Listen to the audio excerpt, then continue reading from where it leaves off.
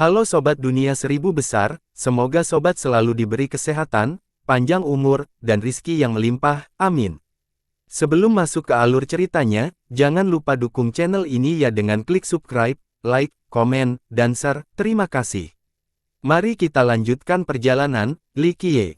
Kita masuk. Li Qiye memberi tahu keduanya sambil membuka gerbang.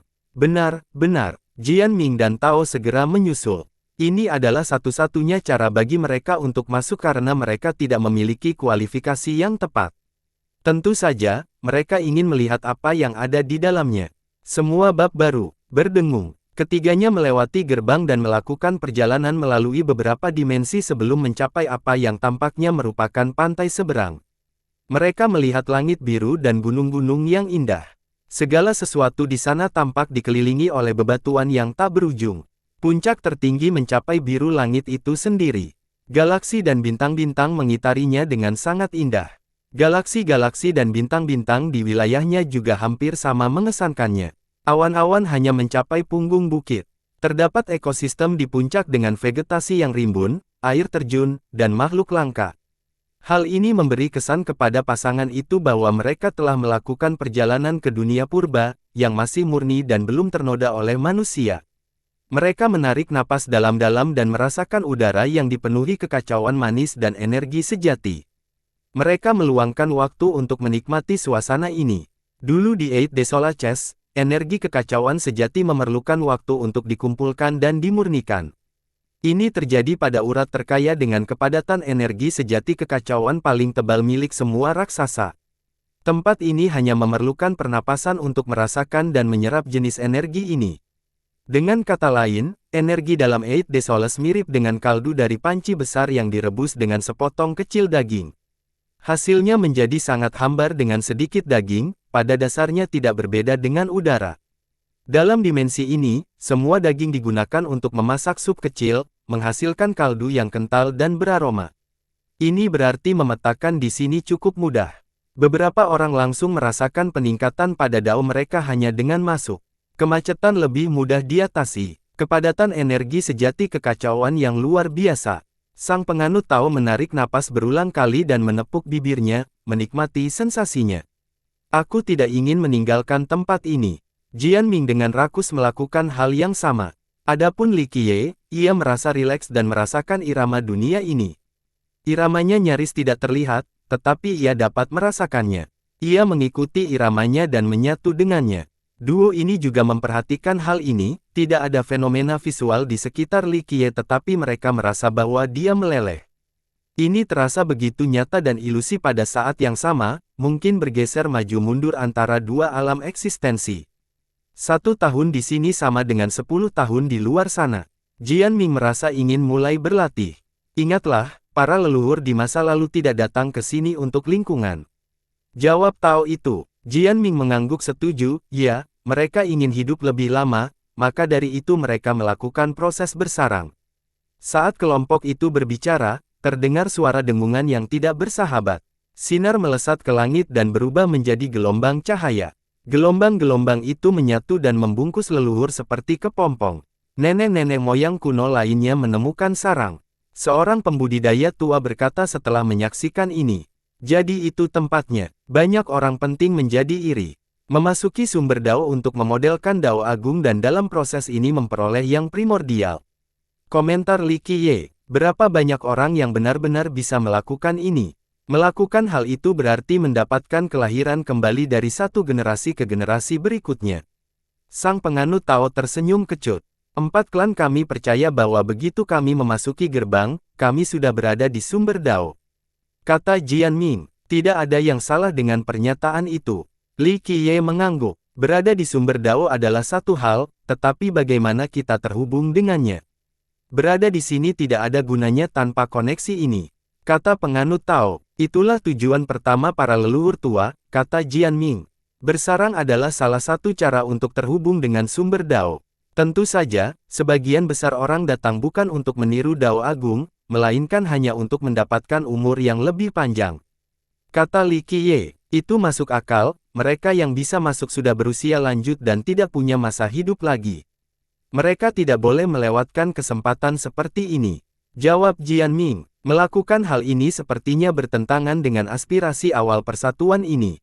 Kata Tao itu sambil melihat kepompong itu. Meskipun ini dianggap sebagai sumber Dao, hubungannya jauh dari mudah. Para leluhur terbaik akan menggunakan jasa hukum mereka yang tak berkompetisi dan memahami mereka tentang Dao Agung untuk menebak rune Dao, dengan harapan untuk mengaktifkan dan menemukan sumber Dao. Setelah itu akan menjadi proses yang menghubungkan. Salah satu metodenya adalah melalui teknik kepompong, yang berarti mereka akan bersarang di dalam sumber Dao. Oleh karena itu, mereka menggunakan energi murni dari sumber Dao untuk mengakumulasikan jarak hidup. Dulu, hal ini tidak terjadi. Orang-orang datang ke sini untuk menyempurnakan jalan agung mereka dengan memahami kedalaman kuno. Seiring berjalannya waktu, perubahan itu berubah dari perbaikan menjadi seumur hidup. Tidak semua orang telah melupakannya. Kata Tao itu, Dao Sanqian di masa mudanya memperoleh kebenaran primordial di sini, maka dari itu prestasinya saat ini. Itu hanya rumor, dia sendiri tidak pernah mengakuinya, kata Jian Ming. Sarjana itu memandang dan berkata, jika kamu telah menemukan sebuah metode untuk menjadi tak terpecahkan selama beberapa generasi, apakah kamu akan memberitahu orang lain? Kau benar, aku akan menyangkalnya setiap saat. Jian Ming tidak bisa membantah. Itulah alasannya aku yakin dia memperoleh sesuatu di sini. Sang penganut Tao tertawa, mendapatkan yang primordial lebih mudah diucapkan daripada dilakukan. Jika dia melakukan itu, dia akan benar-benar tidak terkalahkan. Apa yang dia dapatkan tidak lebih dari permukaan yang polos. Li Qiye tersenyum dan kecewa. Sang penganut Tao berkomentar pelan, para leluhur telah menyerah pada tujuan ini, hanya menginginkan lebih banyak tahun, dianggap tahap primordial diserahkan kepada generasi muda.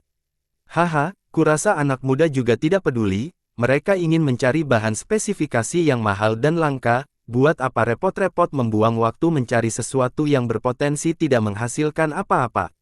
Jawab Jian Ming. Ayo kita pindahkan. Li Qiye terus berjalan. Kita mau kemana? Menelusuri sumber Dao, tanya Jian Ming. Li Qiye telah setuju untuk menyelamatkan pohon kontribusi mereka. Cara melakukannya adalah dengan menghubungkan pohon tersebut ke sumber Dao dari persatuan primordial. Ini akan memungkinkan klan mereka untuk menggunakan kekuatan sumber Dao lagi untuk menghidupkan kembali pohon tersebut dan merevitalisasi klan mereka.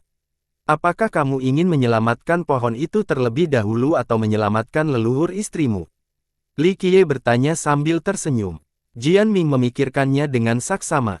Hal kedua yang sama pentingnya, tetapi dia berjanji kepada istrinya bahwa mereka akan menyelamatkan leluhurnya. Saat ini, Sang Kaisar tengah diserang oleh semua orang. Waktu, sangatlah penting. Di sisi lain, ini adalah satu-satunya kesempatan untuk menyelamatkan pohon mereka. Terlibat dalam urusan lain berpotensi merusak kesempatan mereka, yang berarti bahwa ia akan menjadi pendosa klan. Baiklah, dia tergagap, apakah kita punya cukup waktu? Tao itu menyikutnya dan tertawa, jika leluhurmu tahu tentang keraguanmu, mereka pasti akan mengusirmu. Jian Ming memprotes dengan marah. Jangan khawatir, kita masih punya banyak waktu, tapi jika kita tidak segera membantu kaisar itu, dewa sejati akan membantunya dan akan sulit bagimu untuk menyelamatkannya, dia sudah hampir mati sekarang. Baiklah, aku serahkan semuanya padamu, bangsawan muda. Jian Ming menghela nafas lega. Kelompok itu menjelajah lebih jauh ke dunia ini, melintasi pegunungan terpencil. Puncak-puncaknya semakin tinggi, mencapai birunya langit. Puncak ini tampak berbeda. Jian Ming menghentikan kelompok itu. Dia telah melihat banyak puncak pada saat ini dan menyadari sesuatu yang aneh. Ada apa? Sang penganut Tao meraih tanah dan mengambil segenggam tanah. Ia juga menyadari sesuatu tetapi tidak dapat mengungkapkannya. Rasanya tidak seperti puncak. Seluruh tempat ini tampak berbeda dari pegunungan, kata Jian Ming. Kau benar, dulu tidak seperti itu. Li Qiye yang memimpin jalan tersenyum. Lalu apa itu? Keduanya merasa heran. Akar. Li Qiye menjawab dengan acuh tak acuh. Akar. Keduanya saling bertukar pandang dengan bingung. Dari apa? Jian Ming bertanya lebih lanjut. Hanya akarnya saja yang mencapai ruang itu sendiri. Li Qiye sambil menjawab sambil tersenyum. Kilatan terjadi secara acak di wilayah ini. Ini adalah tanda-tanda leluhur menemukan sumber Dao dan bersarang di dalamnya. Sedangkan para muda jenius yang ikut, mereka tidak perlu memperpanjang umurnya dan lebih memilih untuk fokus pada hal lain. Ada banyak material mahal yang tumbuh di tempat yang energinya sangat padat. Itulah target mereka. Pekik. Di sebuah gunung, seekor burung api berkeliaran di api neraka saat mencoba berburu belasan pembudidaya. Meskipun demikian, mereka berhasil lolos berkat kepemimpinan leluhur kuno mereka. Nenek-nenek moyang dinasti Fromjade mencuri telur emas dari burung Viredao. Berita ini menyebar dengan cepat. Raungan naga terdengar di jurang, mendorong orang-orang untuk datang melihatnya. Mereka melihat bahwa jurang itu digali dan dipenuhi aroma obat. Seseorang pasti telah mendapatkan bahan yang berharga. Benar saja, beberapa saat kemudian, mereka diberitahu bahwa Sekte Abis menemukan ginseng naga yang telah tumbuh selama jutaan tahun. Gerbang Bintang 7 menemukan permata roh khusus di rawa, permata itu dapat menyerap dan melepaskan saripati surgawi. Yang Nobel yang tersenyum menemukan buah yang meningkatkan efektivitas latihan.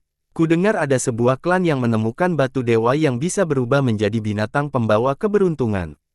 Berita tentang perburuan harta karun itu tersebar kemana-mana. Sayangnya, beberapa di antaranya akhirnya dirampok oleh sekte dan leluhur yang lebih kuat.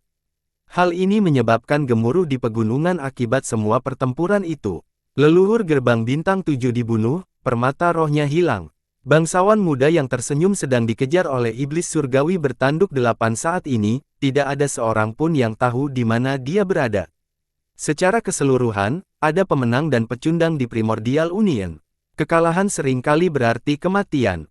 Meskipun demikian, tidak seorang pun ingin bersikap pasif di sini karena ini adalah kesempatan sekali seumur hidup meskipun berisiko. Tentu saja, tidak semua orang melupakan tujuan awal persatuan tersebut, menemukan yang primordial. Beberapa jenius dan leluhur menuju puncak berbagai puncak. Mereka mulai menggunakan jasa hukum mereka untuk mempelajari lebih lanjut tentang Dao. Tidak semua orang dapat mencapai tujuan ini.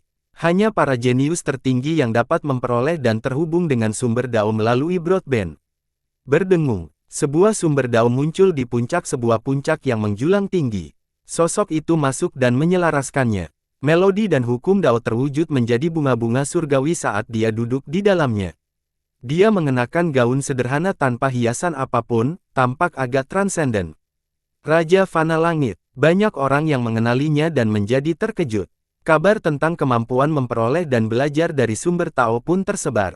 Mereka membicarakan berbagai fenomena visual yang menyertainya. Orang-orang langsung datang untuk melihat dan kagum dengan prestasinya. Dia adalah seorang jenius yang tak tertandingi, dia adalah salah satu dari 5 penaklukmu. Seorang leluhur memuji, mendapatkan sumber Dao bukanlah hal yang mudah. Memasuki persatuan tidak menjamin hal ini. Membuat model Dao Agung bahkan lebih sulit, tetapi dia berhasil melakukannya. Pada akhirnya, banyak kejadian terjadi di dalam serikat tetapi hal ini tidak mempengaruhi kelompok Li Qiye sama sekali. Mereka terus melangkah lebih dalam ke dunia ini. Mereka menemukan sebuah lembah gelap dan menyadari energi ungu mengalir dari sana. Rumput suci yang dikenal sebagai kuda surgawi ungu tua. Li Qiye melirik energi itu dan berkata, duo itu menjadi emosional. Sang penganut Tao berkata, saya mendengar bahwa 3000 Dao memilikinya, mereka menggunakannya untuk membantu leluhur kuno mengembangkan Dao mereka. Mereka segera berlari ke pintu masuk lembah. Begitu mereka masuk, mereka melihat seseorang dan mayat seekor binatang buas. Klang, klak, klak, mereka yang berada di lembah segera menghunus pedang dan melepaskan energi mereka. Pedang suci abadi sejati. Jian Ming terkejut melihat kelompok ini. Sang Wali Pedang merupakan gelar lain bagi Sang Santa Abadi Sejati karena dia merupakan pengguna pedang terbaik di generasi muda mereka. Dia memimpin sekelompok anggota ke sini untuk membunuh yang terbaik dan mendapatkan rumput tersebut. Saat rumput tersebut tumbuh di sebuah danau, memperoleh nutrisi dari udara murni. Tentu saja danau tersebut juga mendapatkan keuntungan dari keberadaannya, sehingga menjadi simbiosis. Rumput itu sendiri memiliki warna yang sesuai dengan namanya, selain tampak seperti kuda jantan yang sedang terbang tinggi. Rumput itu tampak bersemangat dan spiritual. Aura ungunya menyebar ke seluruh lembah. Tarik napas dalam-dalam terasa nyaman selain melonggarkan pori-pori, tanda manfaat rumput. Li Qiye, wanita suci itu mengerutkan kening setelah melihatnya. Saat ini dia memimpin sekelompok murid elit dari True Immortal untuk pelatihan. Siapapun dari mereka dapat mendominasi dunia luar. Terlebih lagi, mereka mampu membentuk formasi pedang yang kuat. Di bawah kepemimpinannya, mereka telah memberikan kontribusi besar bagi sekte tersebut dengan mengalahkan musuh-musuh yang tangguh. Mereka semua tampak serius setelah melihat Li Qiye. Pada titik ini, ia telah menjadi lebih dari sekedar duri dalam daging bagi mereka, membunuh satu demi satu orang jenius mereka. Rumputnya bagus. Jian Ming mengeluarkan air liur setelah melihatnya, menyadari. Memang tampak seperti surga, kata penganut Tao itu. Kami menemukan tempat ini terlebih dahulu dan membunuh binatang penjaga, rumput ini milik kami. Wanita suci itu melorot ke arah Li Qiye. Aku tidak pernah mengatakan ingin berburumu, kami hanya lewat saja.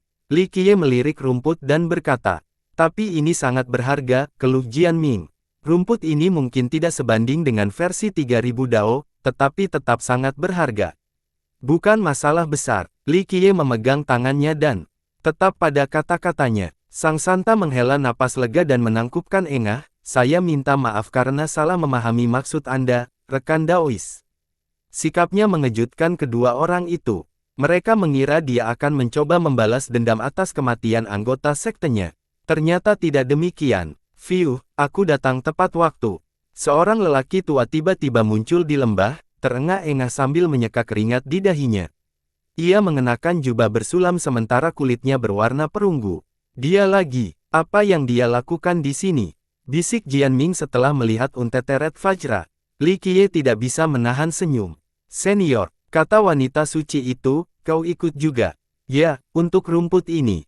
Vajra mengungkapkan. Dia mengerutkan kening dan berkata, senior, kami melihat lebih dulu dan telah membunuh binatang penjaga. Salah. Dia menjawab, saya datang jauh lebih awal dari Anda tetapi harus memimpin Raja Binatang Buas yang sebenarnya keluar. Yang Anda bunuh hanya seekor bayi. Rumput ini cukup berharga untuk menjamin monster sejati menjaganya, bukan sesuatu yang begitu lemah.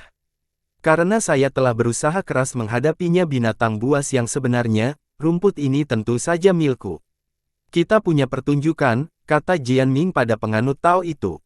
Sang Santa meringis, tidak menyangka dia akan begitu ngotot. Apakah dia mengatakan yang sebenarnya atau tidak, itu tidak penting. Biasanya, tidak ada yang berani bersaing dengan True Immortal. Selain itu, sekte tersebut juga memiliki hubungan baik dengan Unteteret Vajra. Dia menangkupkan berkumpul dan berkata dengan lembut, senior, rumput ini sangat penting bagi kami, tolong bantu kami pasti akan membalas Anda dengan harta lainnya. Dia menjelaskan bahwa dia tidak akan menyerah. Aku tidak seharusnya menolak niat baikmu, apalagi hubunganku dengan dewa sejati.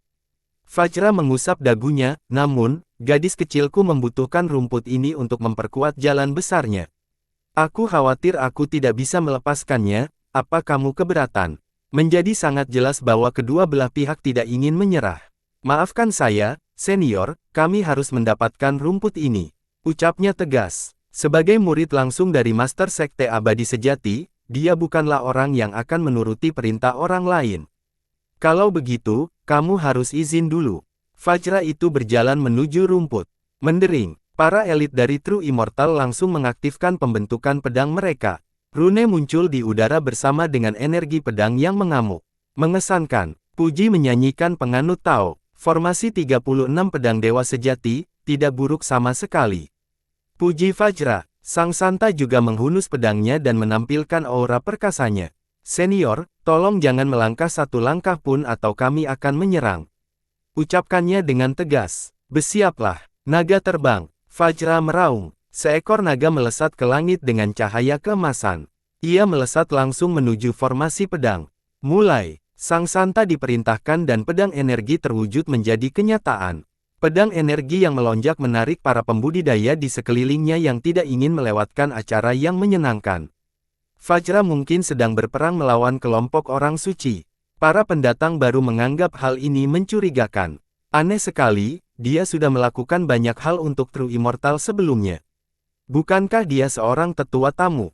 Kata seorang ahli. Semua ini karena Dark Violet Celestial Horse Grace itu. Persahabatan tidak penting jika membicarakan sesuatu yang sangat berharga. Seorang jagoan membaca situasi dengan sempurna. Naga emas meraung sambil menyerang formasi. Maju, Sang Santa tidak gentar dan tertutup lurus ke langit. Pedang energi muncul sepanjang tebasannya. Sementara itu, para elit dari True Immortal menghilang dan menjadi satu dengan formasi tersebut. Cukup banyak pedang yang ditumpuk hingga menjadi gunung pedang-pedang yang menuruti keinginannya. Jadi ini formasi pedang dari True Immortal. Seorang penonton melihat bilah pedang itu mengarah ke naga. Formasi pedang yang dipimpin oleh wanita suci ini dapat membunuh seorang leluhur. Meskipun demikian, Vajra mempertahankan teknik aslinya. Gemuruh, tumpukan bilah pedang menghantam sang naga. Dampaknya mengguncang seluruh formasi pedang, menyebabkan ketidakstabilan besar.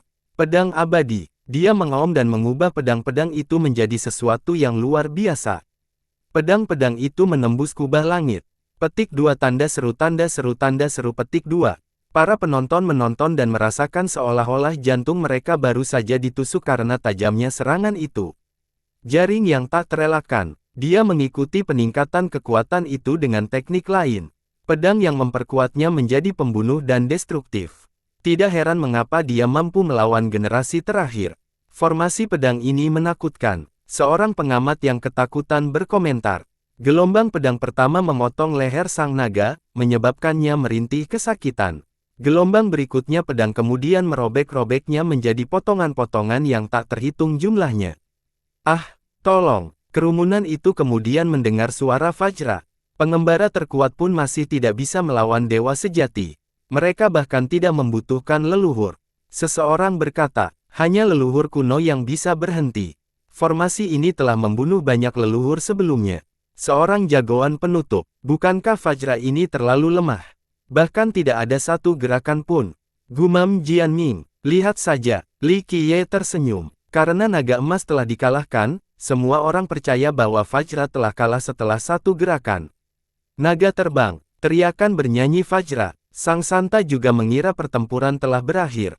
Meskipun demikian, ia juga bereaksi cepat dan menggunakan jurus yang sama, jaring tak terelakkan. Gelombang pedang muncul lagi dan menusuk ke depan. Kali ini, naga emas menembus jalan besar dan mencapai formasi pedang itu sendiri. Ledakan, formasi itu runtuh seperti gunung yang hancur. Para elit dari True Immortal jatuh ke tanah, berteriak dan memancarkan darah. Gelombang pedang itu berputar cukup cepat untuk menghancurkan naga itu. Sayangnya, naga itu berhasil mengenai wanita suci itu dengan cakarnya. Dia terpental, terluka parah. Vajra menunjukkan belas kasihan dan menahan diri. Jika tidak, cakar itu bisa saja menghancurkan tubuh bagian atasnya. True Immortal kalah dalam sekejap mata. Sebagian besar penonton tidak melihat bagaimana Vajra berhasil melakukan pembalikan dan menghancurkan formasi pedang. Saya beruntung dan menang dengan selisih setengah langkah. Apakah ada hal lain yang ingin Anda katakan, keponakan yang berbudi luhur? Vajra tersenyum. Saya tidak punya keluhan, senior. Kami bukan tandinganmu. Sang Santa menatapnya dan menyerah. Dia jelas lebih kuat dan hanya berpura-pura lemah untuk kesempatan yang lebih besar. Dao saudaraku, menindas sekelompok junior. Sungguh bermimpi. Sebuah suara yang tenang namun mengesankan menyela mereka. Semua orang menoleh dan melihat seorang pendekar pedang tua datang. Auranya agung dan agung. Tuan Sekte Dewa Sejati, teriakan seorang penonton. Sang wali dan anggota lainnya bangkit dan membungkuk meskipun mereka terluka. Senang bertemu denganmu. Sang Vajra tersenyum tulus seolah-olah dia bertemu dengan seorang teman lama. Saudara Dao, kamu harus meminta pedangku terlebih dahulu sebelum pergi membawa rumput ini. Pemimpin sekte itu tersenyum. Meskipun ia berbicara dengan sopan, semua orang merasa terancam oleh kehadirannya. Kau membuat ini sulit di iklim panas. Vajra memasang ekspresi sedih, gadis. Kecilku benar-benar berpura-pura, menunjukkan belas kasihan kali ini. Rumput ini memiliki akumulasi obat selama 3 juta tahun, kita juga menangis. Pemimpin sekte pemimpinnya, penonton menjadi heboh karena pertarungan antara keduanya benar-benar layak untuk ditonton. Kita sudah berteman lama, aku tidak percaya ikatan kita bisa hancur gara-gara ini, Sang Vajra berbicara dengan sentimental lalu tiba-tiba, naga terbang. Seekor naga emas menerjang ke arah Master Sekte Abadi Sejati, ingin mencakarnya. Sungguh tak tahu malu, penonton menjadi tercengang oleh serangan tiba-tiba itu. Bawa saja. Master Sekte Abadi Sejati tidak terkejut. Mendering, dia melepaskan pedang daunnya dan meningkatkan pedang energi seperti yang dilakukan wanita suci itu sebelumnya dengan formasinya. Brengsek, tebasan itu langsung mengeluarkan isi perut naga itu.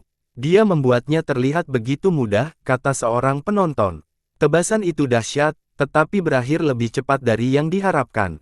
Semua orang terkejut melihat Vajra kalah dalam pertarungan dengan mudah karena sebelumnya dia baru saja mengalahkan formasi pedang. Mereka meremehkan kekuatannya sekali lagi. Apakah karena ketua sekte itu terlalu kuat? Lagi pula, tidak berlebihan jika menyebut sebagai ketua sekte terkuat di dunia, yang mampu melawan leluhur kuno. Naga terbang. Ketika semua orang mengira pertarungan telah berakhir, mereka mendengar teriakan perang yang sama datang dari belakang ketua sekte. Vajra entah bagaimana muncul di belakang lawannya yang lengah, melancarkan serangan telapak tangan langsung ke punggung dengan besarnya gunung emas. Ledakan, ia meninggalkan jejak telapak tangan yang mengerikan di udara, sebuah bukti kekuatan. Selubung gunung pedang, pemimpin sekte bertindak pada saat yang genting ini dengan ayunan horizontal ke belakang. Klang, ribuan pedang menyebar seperti ekor burung merak. Masing-masing tebal dan besar, berfungsi sebagai pintu untuk memblokir serangan telapak tangan yang datang. Keahliannya dalam menggunakan pedang membuat banyak orang terkagum, mampu beralih antara menyerang dan bertahan dalam sekejap mata. Bam! Telapak tangan itu menghantam gunung pedang dan mengeluarkan ledakan logam yang memekakkan telinga, meninggalkan jejak orang lain. Naga yang terbang tinggi. Suara Vajra kemudian terdengar di depannya. Naga emas lain menyerang dari sisi lain. Cakarnya dapat merobek tanah seolah-olah terbuat dari kertas. Naga itu memiliki kekuatan yang cukup untuk menjatuhkan pemimpin sekte meskipun kekuatan fisiknya sangat hebat. Hanya naga terbang, kata seorang penonton. Mereka kagum dengan gerakannya yang lincah, tetapi membenci gaya pertarungannya yang tercela. Dia sama sekali tidak merasa ragu, sepertinya sudah terbiasa dengan hal ini. Hal yang paling aneh adalah satu-satunya tekniknya, Soaring Dragon. Aneh sekali. Jian Ming melihatnya, bertanya-tanya apakah Vajra hanya mengetahui satu gerakan saja. Dia hanya mengatakan itu. Li Qiye terkekeh, menyadari bahwa setiap naga emas benar-benar berbeda. Hanya saja di mata para hebatnya yang luar biasa, dia menggunakan jurus yang sama. Dihadapkan dengan cakar yang tak kenal ampun, sang Master Sekte membuka mulut dan menjilat pagoda harta karun. Ia tumbuh lebih besar dan menyala terang dengan keilahian yang tidak dapat diganggu-gugat, yang berfungsi sebagai perisai. Bam! Cakar-cakar itu menghancurkan pagoda dan menyebabkan percikan api berhamburan kemana-mana. Ini mirip dengan meteor yang menghantam tanah dan menyebabkan tsunami. Serangan ganda itu tidak dapat dihentikan sepenuhnya. Dia kehabisan darah, terhuyung sejenak sebelum jatuh ke tanah. Tuan, sang Santa panik dan membantu untuk membantu. Hal ini mengejutkan semua orang karena mereka mengira bahwa pemimpin sekte akan berada di atas angin. Mereka merasa bahwa pengembara yang disebut nomor satu itu memiliki kemampuan terbatas, tidak mampu melawan seorang pemimpin sejati. Bagaimanapun, kekuatan Master Sekte Dewa Sejati telah teruji, baik saat masih muda maupun setelah masa jabatannya. Ditambah lagi, jika Vajra begitu kuat, dia tidak akan begitu patuh di hadapan Dewa Sejati dan melayani sebagai pesuruh. Sekarang, kecakapan bertarungnya menjadi sangat jelas. Orang lain tidak akan mampu melukai pemimpin sekte meskipun menggunakan metode pertempuran yang tercela. Pak tua itu benar-benar mampu. Jian Ming merasa heran. Vajra pernah bertarung melawan leluhurnya sebelumnya, tetapi itu hanya akting. Sekarang, dia berhasil mengalahkan Master Sekte Abadi Sejati hanya dalam beberapa gerakan. Dia menyamar sebagai babi untuk memakan harimau. Li Qiye mendengus. Dia adalah puncak dari orang yang hina dan tercela, jalanmu masih panjang, bocah nakal. Komentar sang penganut Tao, itulah yang ingin kukatakan. Jian Ming merasa kesal. Sementara itu, yang lain mulai membicarakan pertempuran itu juga. Seorang terhormat menggunakan serangan mendadak, sungguh tidak tahu malu. Seorang komentator mengungkapkan rasa jeleknya. Itu tidak adil, tapi kekuatan nyata, itulah cara dia menang. Seorang tokoh besar tidak setuju. Banyak yang setuju dengan pernyataan ini. Meskipun ia kurang memiliki sopan santun, ia tentu layak mendapatkan kesejahteraannya. Hehehe, maafkan aku, Master Sekte. Fajra meminta maaf namun tentu saja dia tidak bersungguh-sungguh. Master Sekte Abadi Sejati tersenyum kecut, tidak menyangka hasil ini juga. Pria itu berpura-pura lemah selama ini sehingga dia benar-benar meremehkan lawannya. Anak perempuan kita sangat menginginkan rumput ini, kepuasan dalam hal ini. Ia menambahkan sebelum menuju ke rumput itu. Rumput itu mencoba melarikan diri tetapi tidak bisa kehilangan Fajra. Ledakan. Tiba-tiba, sosok lain turun dengan energi kekacauan sejati yang melonjak. Energi itu memercik keluar seperti ombak danau besar, langsung menyebabkan kemacetan. Sosok ini tampak tak terhentikan dengan hukum Dao yang lembah. Sosok ini adalah seorang lelaki tua yang memegang perisai dewa, sepertinya baru saja keluar dari kekacauan primordial. Cahayanya mengundang rasa hormat dan pemujaan. Leluhur kuno surgawi. Beberapa orang langsung mengenalinya. Dia adalah master dari True Immortal Spirit dan seorang elit yang mendominasi Eight the Souls. Leluhur kuno tentu saja perkasa. Bagaimana dengan mereka yang berasal dari True Immortal? Mereka berada di level lain. Tak terkekang, dia melotot mengancam ke arah Fajra. Mereka yang menatap matanya tak kuasa menahan diri untuk tidak membekukan ketakutan. Dia tidak langsung menyerang dan hanya menyatakan, sekte kami menginginkan rumput kuda surga ini. Dia tidak memberikan ruang untuk negosiasi, keinginannya lebih utama dari segalanya. Jika ada yang berani bersaing dengan True Immortal untuk mendapatkan rumput ini, mereka akan langsung menyerang. Karena dia sendiri yang mengucapkan kata-kata ini, tidak ada yang meremehkan kemampuannya untuk melakukan ancaman itu. Semua mata berbunyi pada Fajra, mengucapkan jawabannya. Ahahaha, bagaimana mungkin aku tidak mendengarkanmu, Senior Heavenseal?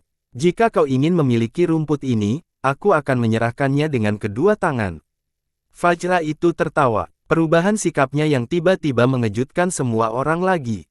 Seorang guru seperti dia seharusnya memiliki harga diri dan harga diri yang besar. Orang-orang penting di sini mungkin tidak dapat melawan Heavenseal tetapi mereka akan tetap berbicara dengan tegas, tidak ingin merusak reputasi mereka. Kini sang Fajra segera menyanjung lawannya bak seorang penjilat. Lebih cepat dari orang yang membalik halaman, tanpa ada perlawanan. Menurut mereka, hanya orang yang tidak tahu malu dan hina yang bisa melakukan hal seperti ini. Saya tidak percaya dia adalah tipe orang seperti ini. Berlutut di hadapan lawan yang lebih kuat. Seorang ahli mengeluh. Ini tidak enak dilihat, salah sekali. Seorang jagoan menenangkan karena kecewa. Hal ini terutama berlaku bagi para gelandangan. Mereka menjadi jengkel melihat dia begitu patuh padahal dia dianggap yang terkuat di antara mereka. Sempurna. Heavenseal sangat puas dengan sikap Unteteret, berpikir bahwa dia telah terintimidasi oleh aura perkasanya. Rumput itu milikmu, senior. Unteteret tersenyum dan membungkuk, kalau begitu, aku akan pergi. Nanti, saya akan mengunjungi True Immortal dan berharap bisa belajar darimu, senior. Beberapa penonton merasa mual setelah melihat aksi ini. Orang tua itu berubah begitu cepat, gumam Jianming. Kau boleh pergi. Heavenseal berada dalam suasana hati yang baik dan penggantian tangan dengan hati yang baik. Terima kasih, senior. Unteteret menangkupkan cangkirnya terlebih dahulu dan menghilang di cakrawala, berhasil menghancurkan reputasinya.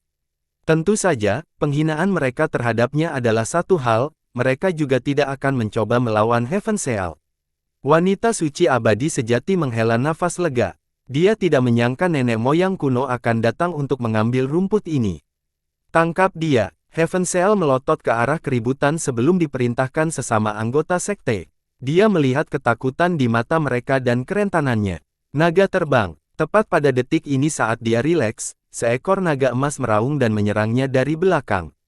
Ledakan. Naga perkasa itu menghancurkan semua yang ada di sepanjang masa. Hati-hati. Teriakan wanita suci itu. Naga melonjak lagi. Semua orang langsung mengetahui identitas si penyergap. Siapa lagi kalau bukan Unteteret Fajra?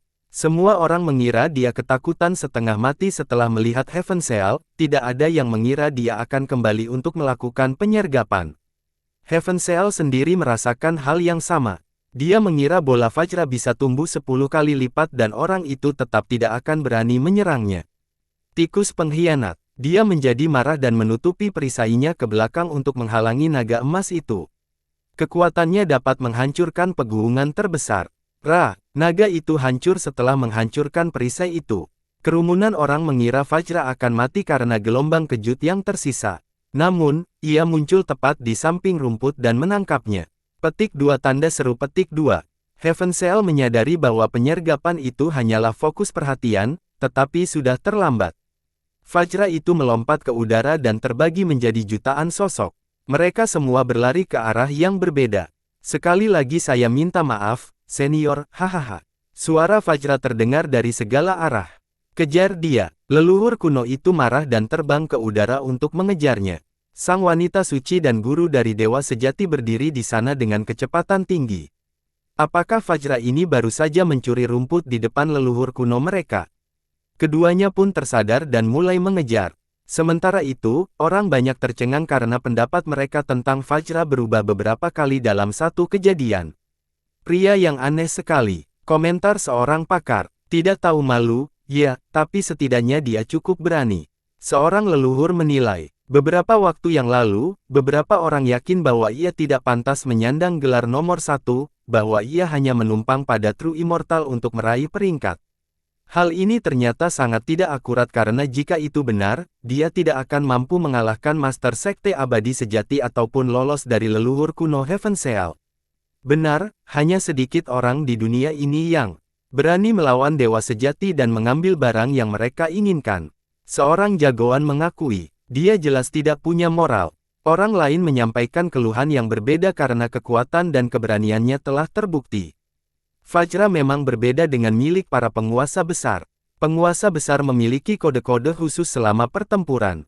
Namun, Fajra melakukan segala cara untuk menang. Orang tua itu sulit dibaca, kata Jian Ming. Sang penganut Tao mengangguk setuju, latar belakangnya yang sebenarnya masih misteri. Saya pribadi tidak berpikir seorang pengembara. Lebih dari itu, latar belakangnya sangat mengesankan. Li Qiye tersenyum dan melanjutkan. Keduanya buru-buru mengejar. Jian Ming menjadi penasaran dan bertanya, bangsawan muda, apa latar belakang? Keturunan kuno yang sedang mengalami kemunduran. Li Qiye tersenyum. Jian Ming melirik Li Qiye dan melihat ekspresi aneh. Dia merasa bahwa Li Qiye entah seberapa dekat dengan garis keturunan ini.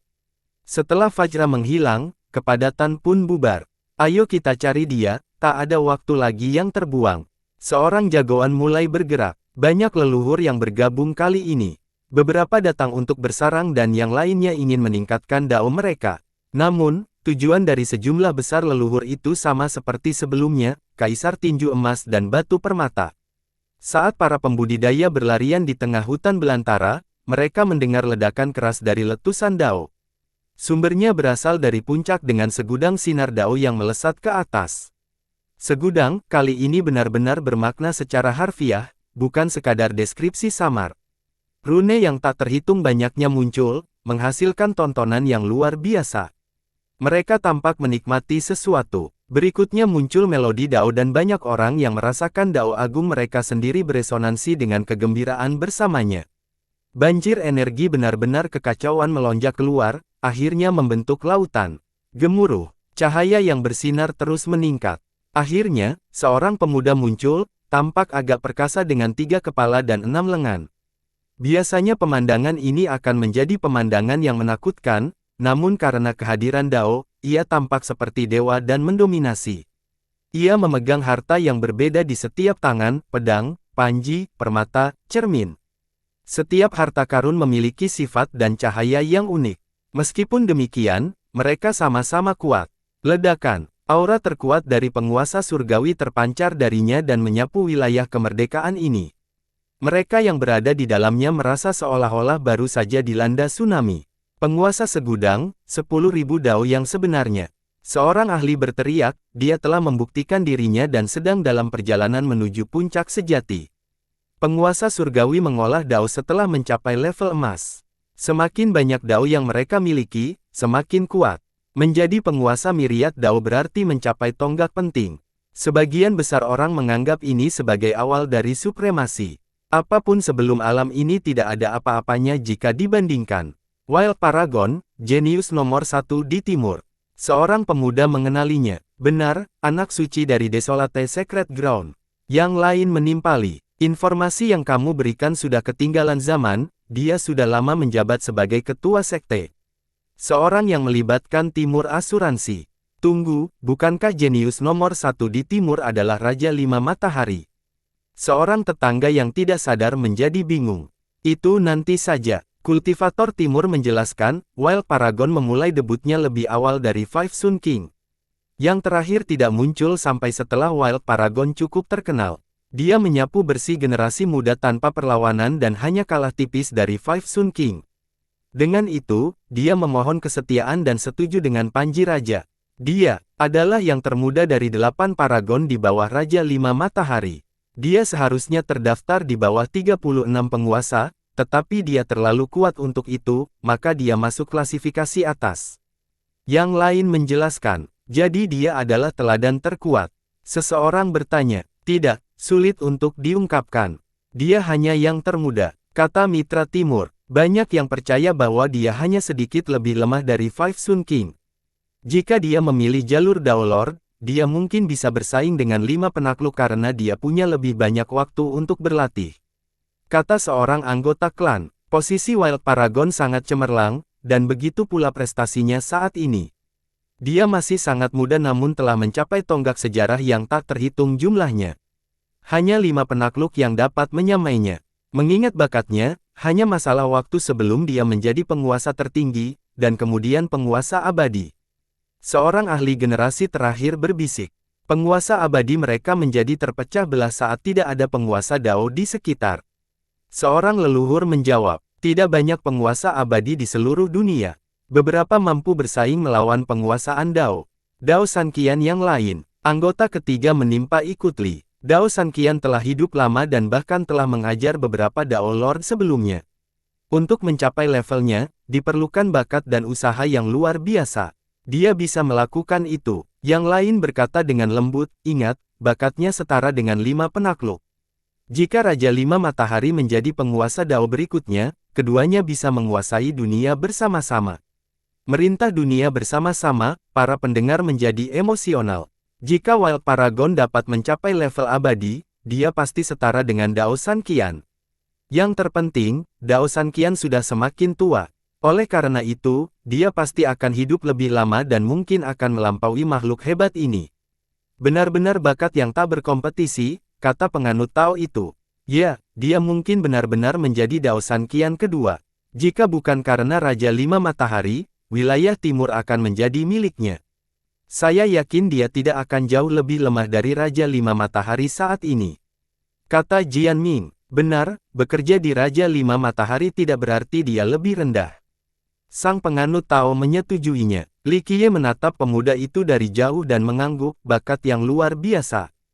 Memang benar dia berada di level yang sama dengan 5 penakluk. Kembali di Southern Desolus, Master Sekte Naga juga sangat berbakat dan mencapai level Dao yang tak terhitung jumlahnya. Di sini, Wild Paragon melakukannya di usia yang jauh lebih muda. Menyebutnya sebagai seorang jenius yang luar biasa bukanlah hal yang tidak masuk akal. Dengan sesi yang sukses, ia mengingat energi dan daunnya sebelum turun dari puncak. Selamat atas pencapaian level yang luar biasa, Paragon. Banyak yang datang untuk merayakannya. Meskipun ia memilih jalur dan tidak bisa menjadi penguasa Dao, beberapa orang menganggap masa depannya berpotensi cerah. Bagaimanapun, salah satu dari 5 penakluk itu bisa saja mati dalam kompetisi, tidak ada yang tahu pemenang akhirnya. Sedangkan untuk Wild Paragon, dia tidak perlu bertarung sampai mati. Oleh karena itu, tingkat kelangsungan hidup di masa depan melebihi tingkat kelangsungan hidup 5 puncak itu. Dalam arti tertentu, berteman atau bergabung dengan seorang penakluk merupakan pertaruhan besar. Hadiahnya tentu besar jika berhasil. Sayangnya bergabung dengan pejuang yang kalah. Ini berarti membuang semua investasi. Hal ini tidak berlaku bagi Wild Paragon. Jika ia menjadi seorang Immortal Sovereign, itu sama saja dengan menaiki cabang seorang Dao Lord. Oleh karena itu, para jenius, leluhur, dan Master Sekte semuanya datang untuk menyambutnya. Dia hanya mengangguk sebagai tanggapan, tampak percaya diri dan bangga. Bagaimanapun, dia memenuhi syarat untuk menjadi sombong mengingat bakat dan kekuatan. Sebagian besar leluhur dari sekte biasa lebih lemah darinya. Hanya 5 penakluk yang bisa bersaing denganmu. Seorang jenius menyanjung, aku akan membuka jalan bagi saudara 5 matahari, menghancurkan segala rintangan. Ia tersenyum cerah dengan kepalanya yang ketiga, mampu melihat segala sesuatu di sekitarnya. Pernyataan yang kuat ini membuat orang lain menjadi emosional. Rupanya dia bertekad untuk berpartisipasi dalam kompetisi juga, bahkan menjadi yang terdepan. Paragon, penakluk mana yang akan kau tantang terlebih dahulu?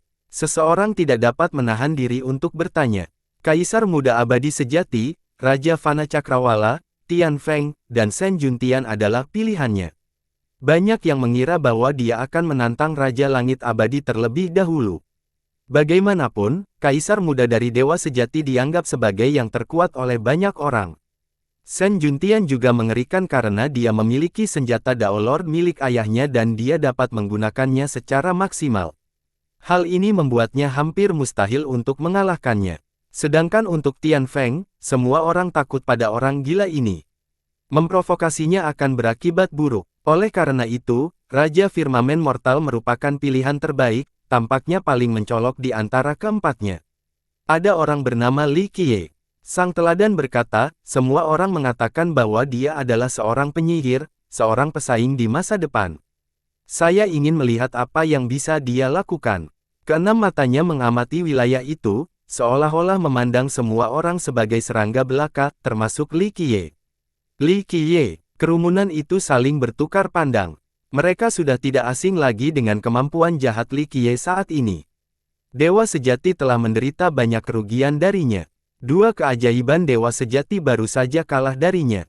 Seorang pemuda dari timur mengingatkan sang teladan. 6 keajaiban mereka, kecuali Kaisar Muda, tidaklah hebat. Sang teladan tersenyum. Hal ini membuat yang lain menarik napas dalam-dalam. Komentar ini tentu saja menyinggung True Immortal, tidak ada yang berani meremehkan para jenius itu. Paragon, jadi kamu akan menantang Li Qiye? Tanya yang lain. Jika dia ingin menghalangi saudara 5 matahari, aku akan membunuhnya, kata sang teladan. Petik 2 tanda seru petik 2. Kerumunan orang menarik napas dalam-dalam setelah mendengar ini. Komentar itu memicu perenungan di antara banyak orang karena mereka telah melihat Li Qiye beraksi sebelumnya dan dengan suara bulat berpikir bahwa ia sebanding dengan 5 penakluk. Beberapa waktu yang lalu ketika Raja 5 Matahari berhadapan dengannya, tidak ada yang jelas-jelas difavoritkan dalam duel itu. Oleh karena itu, mereka mengira bahwa Wild Paragon ceroboh dengan klaim ini. Li Qiye bukan lagi junior tanpa nama seperti dulu, kehebatannya sekarang terbukti benar. Paragon, kau mampu mengangkat langit dengan keenam tanganmu dan tidak akan kesulitan membunuh Li Qiye. Seseorang memanfaatkan ini untuk menyanjungnya, jalan agungmu sudah tamat jadi kau tak terkalahkan. Caranya, luar biasa menakjubkan, tidak sebanding dengan Anda. Ya, siapa yang bisa menghentikanmu saat kau menggunakan keenam harta karun itu? Seorang pemuda lain menyanjung. Beberapa orang mengerutkan kening setelah mendengar ini. Meskipun semua orang ingin menyenangkan menjadi teladan, kebohongan seperti itu agak memuakkan karena mereka tidak benar-benar berpikir dia bisa membunuh Li Qiye. Wild sendiri tahu bahwa itu hanyalah sanjungan belaka, tetapi ia tetap menikmatinya. Jangan biarkan aku melihatnya atau aku akan menjadikannya batu paving pertama. Ucapkannya dengan yakin. Sikapnya yang sombong membuat banyak orang benar-benar ingin melihat pertarungan di antara mereka, untuk melihat apakah ia dapat membuktikannya. Kau pasti akan menang. Penjilat lainnya sama sekali tidak merasa malu. Bangsawan muda, seseorang ingin menantangmu. Sementara itu, Jian Ming memperhatikan pembicaraan mereka dan menjadi marah. Li Qiye mendengus dan membungkuk untuk mengambil sebuah batu lalu dengan santai melemparkannya ke depan. Ledakan. Kain spasial tiba-tiba bergetar setelah ledakan di langit. Semua orang mendongak dan melihat sebuah meteor jatuh dengan kecepatan yang dahsyat. Jejak api yang panjang terlihat saat udara terbakar. Meskipun Li Qiye melemparkannya dengan asal, batu itu masih memiliki kekuatan besar dan tampak seperti meteor. Mereka yang berada di dekat Wild Paragon yakin bahwa semua yang berada dalam radius 1000 mil akan musnah akibat dampaknya. Mundur. Mereka buru-buru melompat mundur dan terbang menjauh. Wild Paragon tetap tenang dan menyesuaikan panjinya, meniup angin dan awan karena badai. Hukum Dao kemudian mengalir turun seperti air terjun dan menghalangi jalur meteor. Ledakan. Meteorit yang membawa malapetaka itu hancur di depan kejadian meskipun momentumnya luar biasa. Kekuatan spanduk itu cukup mengesankan, menciptakan penghalang gunung yang tidak dapat dihancurkan. Bagus. Penonton langsung mengunduh karena Wild Paragon hanya perlu mengganti tangan sekali untuk menghentikan meteor, menunjukkan kekuatannya sepenuhnya. Mereka mengira bahwa dengan usia dan bakatnya, dia mungkin benar-benar menjadi Daosan Qian kedua. Namun, mereka tidak menyadari ada kerikil kecil yang masih terbang ke arahnya setelah meteor itu hancur. Di sisi lain, Wild Paragon menjadi terkejut. Ia bereaksi cepat dan menyalurkan energinya untuk tujuan bertahan. Muncul, namun, kerikil itu menghantamnya dengan kekuatan yang tak kenal ampun. Dia mencari darah dan meninggalkan bekas luka di pipinya. Para pendukung yang berisik itu segera berhenti menghina dan menatapnya. Wild Paragon sangat marah. Dia baru saja membuktikan daunnya dan menjadi penguasa segudang. Dia pikir bahkan para leluhur tidak dapat mengalahkannya, apalagi para jenius lainnya. Saat ini, seseorang telah mempermalukannya di depan umum pada saat yang mulia ini. Hal ini tidak mungkin untuk ditanggung. Pengecut, di mana kau? Keluarlah dan terimalah kematian. Ia meraung dengan keras dan hampir memecahkan gendang telinga para pendengar, menyebabkan mereka berteriak kesakitan. Amarah seorang penguasa segudang cukup serius. Hanya dia yang bisa mengalahkan sekte biasa. Yang ketiga melihat sekelilingnya sambil mengedipkan matanya yang berdenyut-denyut dengan ketakutan. Dia menyerupai dewa pemarah yang sedang mencari pelanggar. Jadi ini adalah penguasa segudang. Para leluhur yang belum mencapai level ini tampak pucat jika dibandingkan. Keluarlah. Dia meraung lagi dan melepaskan aura tsunami. Kerumunan orang langsung terintimidasi dan mengerti mengapa dia marah. Meskipun lukanya tidak serius sama sekali, luka itu memberikan pukulan berat bagi harga diri dan gengsinya. Dia harus membunuh pelaku untuk menghilangkan rasa frustrasinya. Kau bilang kau ingin membunuhku. Suara santai Li Qiye terdengar dari puncak gunung di dataran tinggi.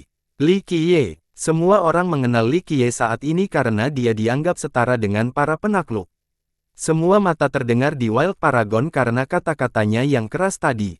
Dia berbicara tentang membunuh Li Qiye. Sekarang, apakah dia benar-benar akan berusaha melakukannya? Ledakan. Keenam matanya berubah dingin saat dia melepaskan energinya. Dia segera melompat ke arah Li Qiye. Setiap langkah meninggalkan jejak yang jelas di langit dan menyebabkan wilayah itu berguncang. Langkahnya penuh dengan kekuatan. Semua orang merasa seolah-olah dia menginjak dada mereka, membuat mereka kesulitan bernapas. Seolah-olah berat badannya mencapai miliaran pound, karena itu langkah-langkahnya yang merusak. Orang-orang mengira bahwa ia sesuai dengan popularitasnya, memamerkan kekuatan sebelum pertarungan yang sebenarnya. Dia muncul di samping Li Qiye dalam sekejap mata. Lawannya masih tersenyum, tidak sedikit pun terintimidasi. Dia juga tidak memiliki aura apapun dibandingkan dengan kehadiran sang teladan yang menekan. Aura mereka mirip dengan naga yang berhadapan dengan semut. Tentu saja, Li Qiye bukanlah semut. Pada titik ini, beberapa leluhur merasa seolah-olah kurangnya aura Li Qiye berarti bahwa ia menyatu dengan Grand Dao. Karena ritmenya bertepatan dengan alam, hal itu tidak menjadi mencolok. Sikapnya yang tenang juga menunjukkan betapa dia tidak peduli dengan Wild Paragon.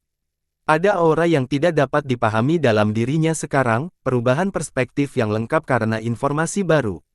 Li Qiye, Wild Paragon meraung jahat dan membesar. Kepalanya setinggi langit dan kakinya menginjak tanah. Banyak orang menyaksikan wujudnya yang kolosal dengan napas tertahan, mengira ia mungkin adalah jenius terkuat jika tidak menghitung para penakluk. Pertarungan antara keduanya mungkin akan memulai persaingan untuk posisi penguasaan Dao. Ini akan menjadi skala yang efektif bagi orang-orang untuk menilai kekuatan pesaing teratas. Seberapa kuatkah seseorang dalam hal wilayah kedaulatan? Di puncak lainnya, Kaisar Muda Abadi Sejati dan Wanita Suci Abadi Sejati juga mengamati perkembangan ini dengan penuh minat. Bagaimana keadaannya? Sang Santa memasang ekspresi serius. Saat yang tepat untuk melihat kemampuan Li Qiye yang sebenarnya. Jawab Kaisar Muda itu. Apa? Li Qiye sambil tersenyum menghadapi raksasa tiga itu. Orang lain pasti akan ketakutan karena tidak mampu menahan tekanan. Mereka bahkan mungkin akan menyerah dan menyerah begitu saja. Ini pertarungan sampai mati, ucap Wild Paragon. Setiap kata memiliki kekuatan seperti kapak yang tertutup. Kau ingin mati secepat ini? Li Qiye menawarkan, seolah-olah akan memutuskan nasib sang teladan. Hahaha, mereka yang berbicara seperti itu sedang tidur sekarang sedang tertidur di kuburan mereka. Sang teladan tertawa bahak, bahkan tawanya membuat banyak orang tidak nyaman. Kekurangan ajaranmu telah menjatuhkan hukuman mati padamu. Mendengarnya dan suhu tiba-tiba menjadi dingin. Aku akan memaafkan keangkuhanmu jika kau memenggal salah satu kepalamu sekarang juga. Li Qiye membalas. Meskipun katanya tidak sekejam itu, namun jauh lebih mengganggu. Itu tergantung apakah kau bisa memenggal kepalaku sebelum aku mencekik lehermu. Kata sang teladan, menggambarkan pemandangan yang mengerikan. Kalau begitu, lakukanlah tindakanmu, kata Li Qiye. Siapkan senjatamu dan kita akan mulai. Meskipun sang rekannya marah, dia masih dari sekte terkenal dan tidak langsung menyerang. Aku hanya butuh ini untuk memenggalmu. Li Qiye memegang tangannya sebagai jawaban. Sang teladan gemetar karena marah sementara orang banyak saling menghargai. Tingkat penghinaan ini merupakan pengalaman baru bagi Wild Paragon. Baiklah, ambillah ini, teriakannya sambil mengumpulkan energi di matanya. Suara mendesing, 6 sinarnya melesat ke arah Li Qiye, menembus ruang dan segala sesuatu di sepanjang jalan. Sosok Li Qiye menjadi ilusi dan sinar-sinar menembusnya, menghancurkan semua puncak di belakangnya. Mati. Sang teladan tidak berhenti, memancarkan lebih banyak sinar dao yang saling terkait dan memikat Li Qiye. Melarikan diri adalah hal yang mustahil. Kitab suci surgawi berkepala 3. Seorang leluhur mengenali gerakan itu. Wild Paragon membudidayakan kitab suci kuno dengan nama ini. Kekuatannya sebanding dengan hukum jasa penguasa dao. Terlebih lagi, dia adalah iblis surgawi dan memiliki garis keturunan yang luar biasa. Kitab suci ini sangat cocok untuk rasnya. Li Qiye melihat ini dan hanya mengangkat tangannya, tampak seolah-olah sedang mencoba menghalangi sinar matahari.